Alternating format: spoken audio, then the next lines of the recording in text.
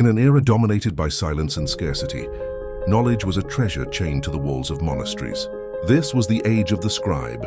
In hushed scriptoriums across medieval Europe, monks labored by candlelight, their hands painstakingly copying texts, letter by letter, page by page. A single book could take years to complete, making it an object of immense rarity and value, accessible only to the wealthiest echelons of the church and nobility. The vast majority of people lived and died without ever learning to read, their world confined by the limits of spoken word and tradition. But in the heart of Germany, a storm of change was quietly gathering, born from the mind of one determined man. In the bustling city of Mainz, a goldsmith and inventor named Johannes Gutenberg looked upon the world with a different vision. Surrounded by the tools of his trade, hammers, molds, and presses, he saw not just metal and machinery, but potential. His breakthrough moment arrived while observing the powerful mechanics of a wine press, its steady, even pressure sparking a revolutionary idea. What if, instead of carving entire pages onto woodblocks, he could create individual, durable letters from metal? This concept of movable type was the key. He began to experiment tirelessly, pouring molten metal into hand-carved matrices to forge precise, uniform letters that could be arranged and rearranged to form any text imaginable. His ambition, however, far exceeded his finances. To bring his grand vision to life, he approached Johann Fust, a wealthy financier, and secured a substantial loan, a fateful partnership that would both build and break his dream. With Fust's investment, Gutenberg's workshop roared to life. A mesmerizing montage of innovation unfolded.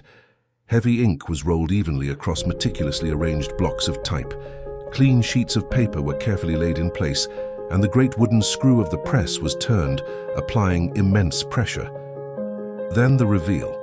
A perfectly printed page, crisp and clear, emerging faster than a scribe could copy a single paragraph.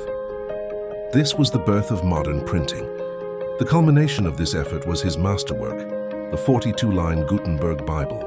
Its 2 columns of elegant, uniform text stood as a testament to his genius, a fusion of artistry and engineering that rivaled the most beautiful handwritten manuscripts. Yet, as the final pages were being printed, conflict erupted. First, impatient for a return on his investment, sued Gutenberg for the outstanding debt. In a devastating turn of events, the court ruled in Fust's favor, and Gutenberg lost everything: his press, his type, and the very workshop where he had changed the course of history.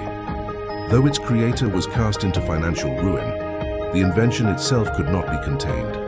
The seeds of revolution had been sown, and they spread like wildfire. Gutenberg's apprentices and associates carried the technology across Europe, and within decades, printing presses were operating in hundreds of cities. This new ability to mass-produce books triggered a cascade of transformations that reshaped the world. The radical ideas of the Renaissance and the startling discoveries of the scientific revolution, once confined to a select few, were now accessible to a burgeoning literate public. Martin Luther's 95 Theses, printed and distributed far and wide, ignited the Protestant Reformation, forever altering the religious and political landscape of the continent.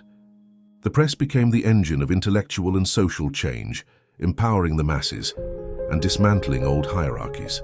Johannes Gutenberg died in relative obscurity, never witnessing the full world-altering impact of his creation. Yet his legacy is immortal, forever remembered as the inventor who armed humanity with knowledge and, in doing so, truly set the world free.